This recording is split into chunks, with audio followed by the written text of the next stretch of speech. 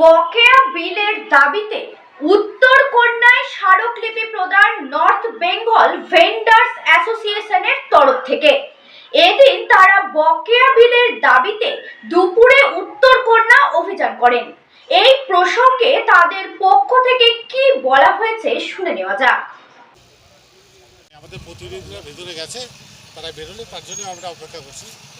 কি কি দাবি নিয়ে আজকের এই? আমাদের মূলত দাবি হলো আমাদের 3 বছর যাবত টাকা আটকে আছে, সেই টাকাটা আমাদের রিলিজ করতে হবে ইমিডিয়েট। আর হলো কিছু এফটিও আমাদের হয় নাই, সেই এফটিওগুলো করে দিতে হবে, ঠিক আছে। তারপরে এনার্জি এসএনজি এনার্জি বন্ধ হয়ে গেছে।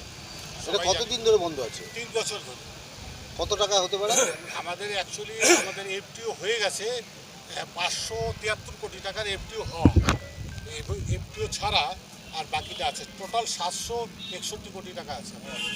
আপনারা যে গেছেন, কজন গেছেন উত্তরকন্যা? 10 জন গেছে। কি রাস্তায় কি বাধা দাদা বা বাধা পুলিশের যেটা রুলস আছে সেটা আমরা শান্তিপূর্ণভাবেই ডেপুটেশন দিতে এসেছিলাম, তা আমাদের যেতে দেওয়া হলো না, তাই আমরা ব্যাক করলাম। এখানে মার্ডার মোড়ে আটকে দিয়েছে।